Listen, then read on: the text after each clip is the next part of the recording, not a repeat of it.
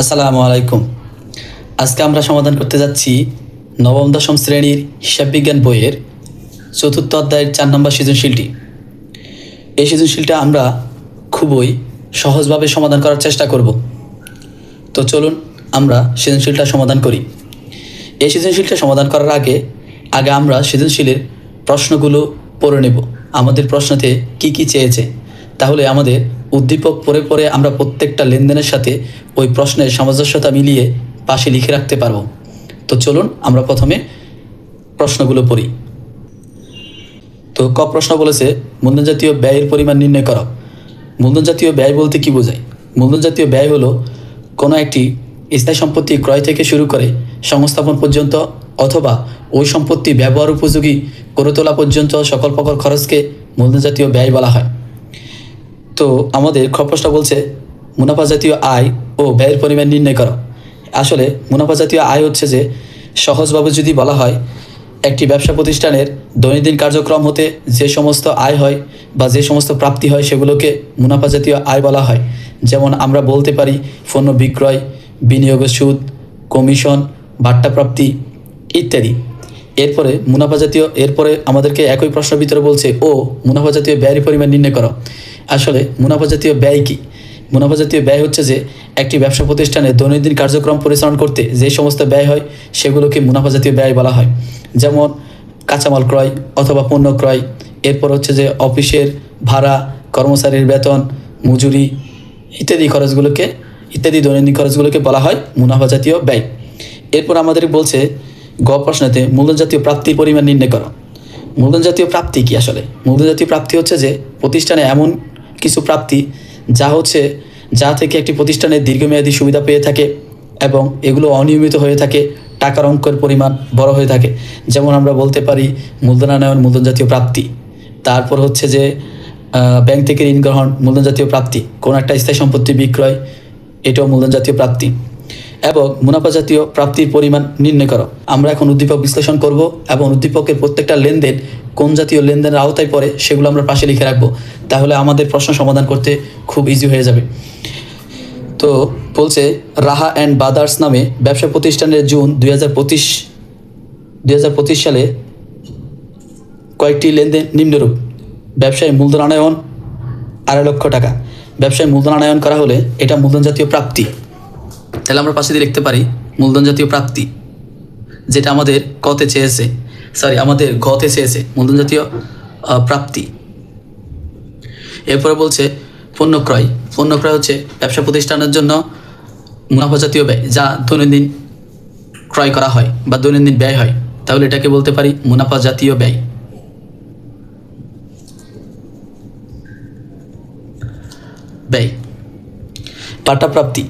ভাট্টা প্রাপ্তি হচ্ছে প্রতিষ্ঠানের জন্য মুনাফা জাতীয় আয় এবং মুনাফা জাতীয় প্রাপ্তি উভয় হয়, কারণ এখানে কোনো চলতি বছর বিগত বছর কোনো কিছুই লেখা নেই। আমরা জানি চলতি বছরটা হচ্ছে মুনাফা জাতীয় আয়, আর চলতি বছর বিগত টোটাল যে টাকাটা পাওয়া যায় সেই টাকাটা হচ্ছে প্রাপ্তি।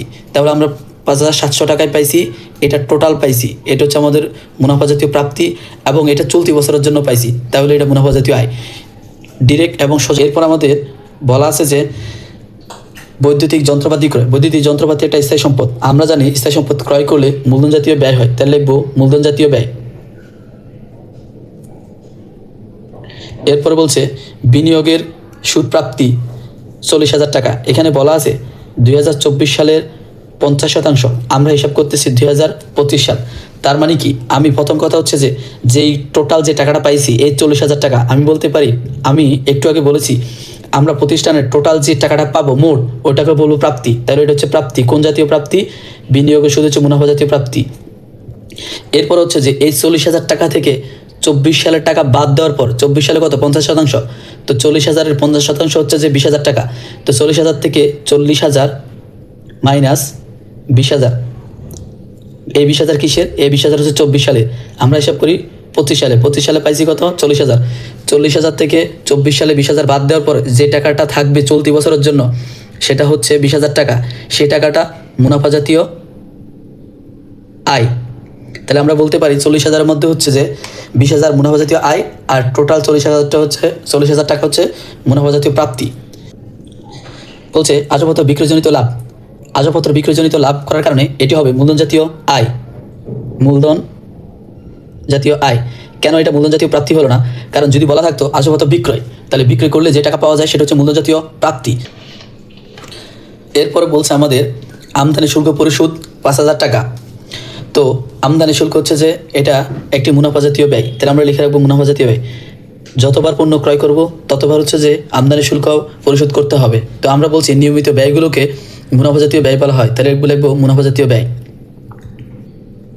এরপর হচ্ছে ব্যবসায়ের জন্য ফ্রিজ ক্রয়। ফ্রিজ একটি স্থায়ী সম্পত্তি। তো আমরা জানি কোনো একটা স্থায়ী সম্পত্তি ক্রয় করলে যে সমস্ত ব্যয় হয় সেটাকে মূলধন জাতীয় ব্যয় বলা হয়, তাহলে লিখতে পারি মূলধন জাতীয় ব্যয়। এটি একটি মূলধন জাতীয় ব্যয়। এরপর বলছে ব্যাংক হতে ঋণ গ্রহণ। আমরা জানি কোনো একটা স্থায়ী সম্পত্তি বিক্রি করলে, মূলধন আনয়ন করলে, ব্যাংক থেকে ঋণ গ্রহণ করলে যে সমস্ত প্রাপ্তি হয় সেটাকে মূলধন জাতীয় প্রাপ্তি বলা হয়, তাহলে এটি একটি মূলধন জাতীয় প্রাপ্তি। এগুলো অনিয়মিত ঘটে। প্রাপ্তি। এরপরে আমাদের প্রশ্ন আছে পণ্য বিক্রয় 7,30,000 টাকা। পণ্য বিক্রয় একটি প্রতিষ্ঠানের নিয়মিত ঘটে। তো যা কিছু নিয়মিত ঘটে তাই হচ্ছে মুনাফা জাতীয় ব্যয়, মুনাফা জাতীয়। তাহলে পণ্য বিক্রয় করার কারণে যে 7,30,000 টাকা পাওয়া গেছে এটি হচ্ছে মুনাফা জাতীয় আয়। এটা প্লাস মুনাফা জাতীয় প্রাপ্তি, তাহলে লিখতে পারি মুনাফা জাতীয় আয় প্লাস প্রাপ্তি। ওকে। এরপর হচ্ছে যে বিমা সালামি। বিমা সালামি হচ্ছে যে 7,500 টাকা। এটাও মুনাফা জাতীয় ব্যয়। এটা প্রতি মাসে দিতে হয়, এটা প্রতিনিয়ত ঘটে একটা প্রতিষ্ঠানে, তাহলে এটা হচ্ছে মুনাফা জাতীয় ব্যয়। এরপর আমাদেরকে বলা হয়েছে যে শিক্ষানবিশ সালামি প্রতিষ্ঠানের জন্য আয় 40,000 টাকা। তো আমরা শিক্ষানবিশ সালামি পেয়েছি 40,000 টাকা, কিন্তু বলা আছে তার 75% বিগত বছরের। তো এখানে আমি আগেও বলেছিলাম যে মোট যত টাকা পাওয়া যাবে সেটা হচ্ছে মুনাফা জাতীয় প্রাপ্তি, তাহলে এই 40,000 টাকা হচ্ছে মুনাফা জাতীয় প্রাপ্তি, মুনাফা জাতীয় প্রাপ্তি। কিন্তু এখানে বলা আছে 75% হচ্ছে যে মানে 30,000 টাকা। 40,000-এর 75% হচ্ছে 30,000 টাকা গত বছরের। তো 40,000 আমরা লিখতে পারি 40,000 মাইনাস 30,000, আর থাকে হচ্ছে 10,000। তাহলে এই 10,000 হচ্ছে যে চলতি বছরের জন্য। তো আমরা জানি চলতি বছরে যা কিছু পাওয়া যায় তা হচ্ছে মুনাফা জাতীয় আয়। আর টোটাল যে সমস্ত টাকা পাওয়া যায়, যেমন এখানে আমরা 40,000 টাকা পেয়েছি, টোটাল টাকাটা হচ্ছে আমাদের মুনাফা জাতীয় প্রাপ্তি। ওকে। এরপর হচ্ছে যে পুরাতন কম্পিউটার বিক্রয়। আমরা জানি কোনো একটা পুরাতন স্থায়ী সম্পত্তি বিক্রয় করলে, যেহেতু কম্পিউটার একটি স্থায়ী সম্পত্তি বা অফিস সরঞ্জাম, এটি বিক্রয় করার কারণে যে সমস্ত টাকা পাওয়া যাবে সেটা হচ্ছে মূলধন জাতীয় প্রাপ্তি, তাহলে আমরা বলতে পারি এটাও মূলধন জাতীয় প্রাপ্তি। প্রাপ্তি। তাহলে এরপরে লেনদেন হচ্ছে আমাদের ঋণের সুদ প্রদান। ঋণের সুদ হচ্ছে যে প্রতি মাসে প্রদান করতে হয়। যখন আমরা কোথাও থেকে ঋণ নিব বা ধার নিব তখন তার বিনিময়ে যে সুদ প্রদান করা হয় সেটা প্রতিষ্ঠানে প্রতিনিয়ত ঘটে। যেমন আমরা প্রতি মাসে দিতে পারি, সাপ্তাহিক দিতে পারি, মাসিক, ত্রৈমাসিক, অর্ধমাসিক, ষান্মাসিক, যে কোনো সময় আমরা প্রতিষ্ঠানে সুদ দিতে হয়। তাহলে এটাকে আমরা বলবো মুনাফা জাতীয় ব্যয়, মুনাফা জাতীয় ব্যয়। তো আমাদের এখন উদ্দীপক বিশ্লেষণ করা শেষ। তো এই ছিল আমাদের উদ্দীপক বিশ্লেষণ। এখন আমরা এই উদ্দীপক থেকে দেখে দেখে শুধু চক এঁকে এঁকে প্রত্যেকটা প্রশ্ন সমাধান করে ফেলবো। তো চলুন আমরা প্রথমে ক প্রশ্ন সমাধান করি। তো আমাদের ক প্রশ্ন বলছে মূলধন জাতীয় ব্যয়ের পরিমাণ নির্ণয় করো। তো মূলধন জাতীয় ব্যয়ের পরিমাণ নির্ণয় চক আঁকা হলো। এখন আমরা ক প্রশ্ন বলছে মূলধন জাতীয় ব্যয়ের পরিমাণ নির্ণয় করো। মূলধন জাতীয় ব্যয়ের পরিমাণ নির্ণয় করার জন্য আমরা চক আঁকছি। বিবরণ টাকা টাকা, এখানে কোনো তারিখ দেওয়া হয় না, যেহেতু আমাদের প্রশ্নে তারিখ নেই সেহেতু আমরা কোনো প্রশ্ন সমাধান করার ক্ষেত্রে তারিখ ব্যবহার করব না। তো চলুন আমরা উদ্দীপক থেকে এখন দেখব মূলধন জাতীয় ব্যয়গুলো কী কী। মূলধন জাতীয় ব্যয় হচ্ছে প্রথমে যে বৈদ্যুতিক যন্ত্রপাতি ক্রয়, মূলধন জাতীয় ব্যয় একটা। এরপরে আমরা পেয়েছি ব্যবসায়ের জন্য ফ্রিজ ক্রয় 75,000 টাকা, এটাও। তো চলুন আমরা এখন উদ্দীপক থেকে দেখব মূলধন জাতীয় ব্যয়গুলো কী কী পেয়েছি। যেমন মূলধন জাতীয় ব্যয়গুলো হচ্ছে যে বৈদ্যুতিক যন্ত্রপাতি ক্রয় 4 লক্ষ টাকা, এটা মূলধন জাতীয় ব্যয়। এরপর আমরা আরেকটা পেয়েছি যে ব্যবসায়ের জন্য ফ্রিজ ক্রয় 75,000 টাকা, এই দুটা। আর আমরা কোনো মূলধন জাতীয় ব্যয়ের পরিমাণ পাইনি। তো চলুন এই দুটো আমরা যোগ করি। তো লিখব বৈদ্যুতিক যন্ত্রপাতি ক্রয়, বৈদ্যুতিক যন্ত্রপাতি ক্রয় 4 লক্ষ টাকা। এরপরে আমাদের প্রশ্নে বলেছে যে ফ্রিজ ক্রয় 75,000 টাকা। তাহলে 4,75,000 টাকা হচ্ছে যে আমাদের মূলধন জাতীয় ব্যয়। সুতরাং মূলধন জাতীয় ব্যয় 4,75,000 টাকা।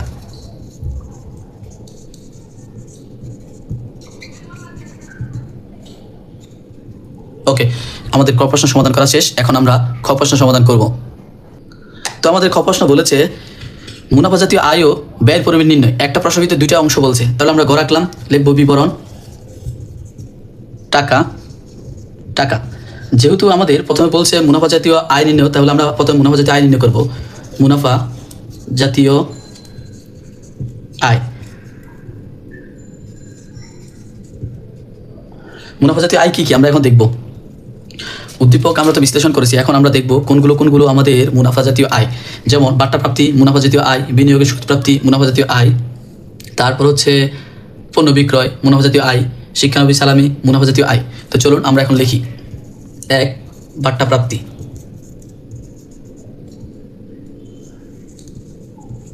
বাট্টা প্রাপ্তি 5,700, আমরা এটা লাস্ট করে লিখব 5,700। এরপরে আমাদের বলা আছে যে বিনিয়োগের সুদ, বিনিয়োগের সুদ প্রাপ্তি। বিনিয়োগের আমরা সুদ পেয়েছি কত? টোটাল 40,000 টাকা, কিন্তু এই বিনিয়োগের ভিতরে বলা আছে যে 50% 24 সালে। তাহলে আমরা 24 সালটা আমরা যেহেতু আয় নির্ণয় করতেছি, তাহলে আমাদের আয় হবে শুধুমাত্র 25 সালের জন্য। তাহলে আমরা 24 সালেরগুলো বাদ দিয়ে দিব, তাহলে মাইনাস গত বছরের। তাহলে গত বছরের কত? 40%, কত 40 না 50%, 40,000 50% হচ্ছে যে 20,000 বাদ দেওয়ার পরে, তাহলে আমাদের বিনিয়োগের সুদ প্রাপ্তি আয় হচ্ছে টোটাল 20,000 টাকা। এরপরে আমাদের লেনদেন বলছে হচ্ছে পণ্য বিক্রয়। পণ্য বিক্রয় কত? পণ্য বিক্রয় হচ্ছে 7,30,000 টাকা। এরপরে আমাদের বলা আছে যে শিক্ষানবী সালামি, এটা হয় শিক্ষা নবী সালামি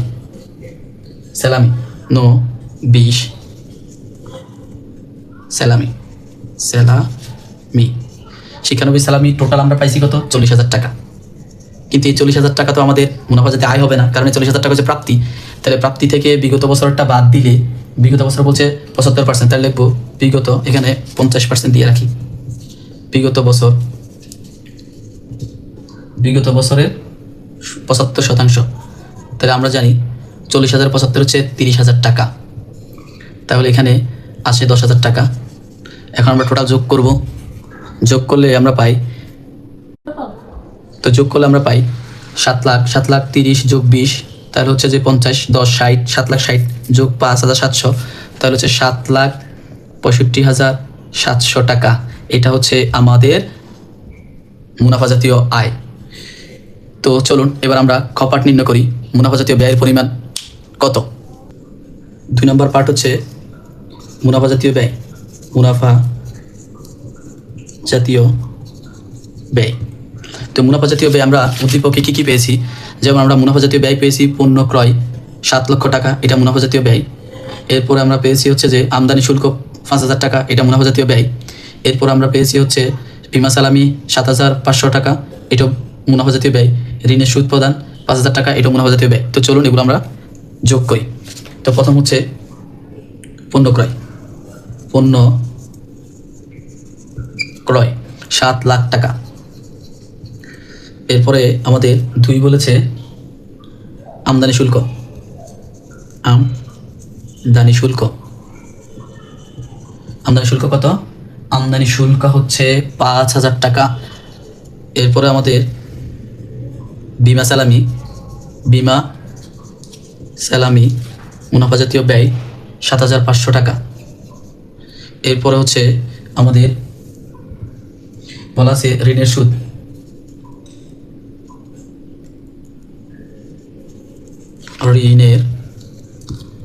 প্রদান। ঋণের সুদ প্রদান হচ্ছে যে 5,000 টাকা।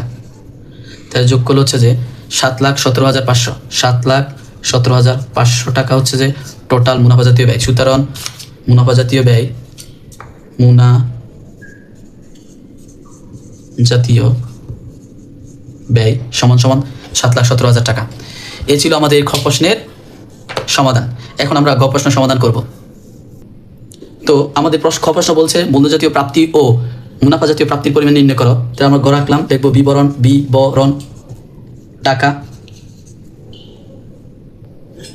টাকা। তো আমাদের প্রশ্নের প্রথম পার্ট হচ্ছে মূলধন জাতীয় প্রাপ্তি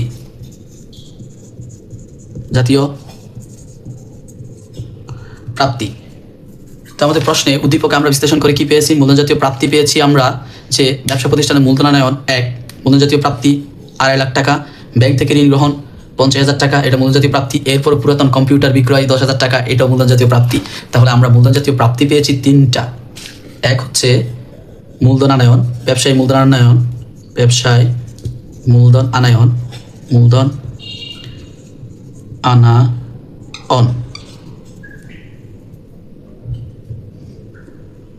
কত? 2.5 লাখ টাকা।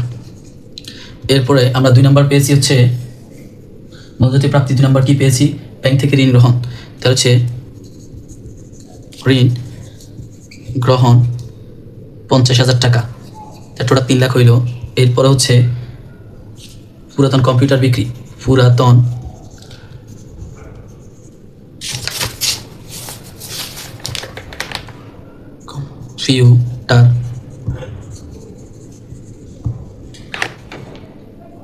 বিক্রয় 10,000 টাকা। টোটাল 3,10,000 টাকা হচ্ছে মূলধন জাতীয় প্রাপ্তি।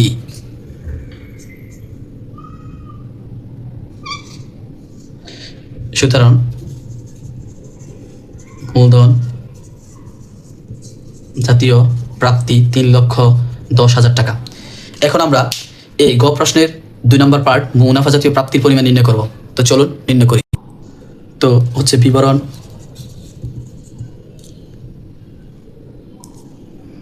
টাকা আমাদের এই প্রশ্নের 2 নম্বর পার্ট হচ্ছে মুনাফা জাতীয় প্রাপ্তি।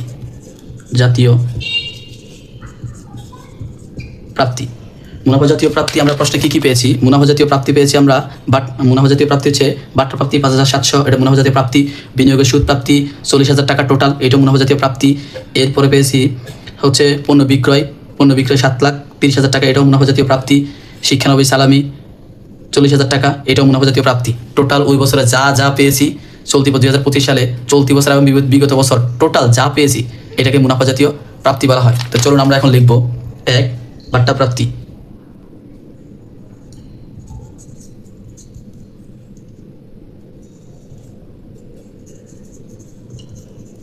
বাট্টা প্রাপ্তি 5,700 টাকা। এরপরে 2 বিনিয়োগের সুদ প্রাপ্তি, বিনিয়োগের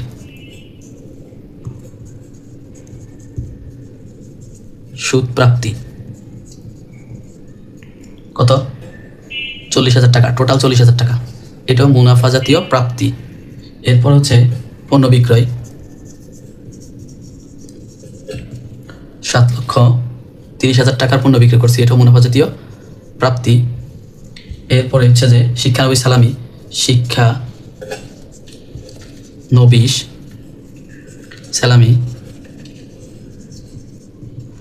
সালামি হচ্ছে যে 40,000 টাকা, এটাও আমাদের মুনাফা জাতীয় প্রাপ্তি। এই টোটাল যোগ করলে যা আসবে রাহা অ্যান্ড বাদার্সের মুনাফা জাতীয় মোট প্রাপ্তির পরিমাণ। তো হচ্ছে যে আমাদের 7,30,000 যোগ 40 7,70,000, 7,70,000 যোগ 40 8,10,000, 8,10,000 যোগ 5,700, তাহলে হচ্ছে যে মোট 8,15,700। এই টোটাল আমাদের বলতে পারি। সুতরাং মুনাফা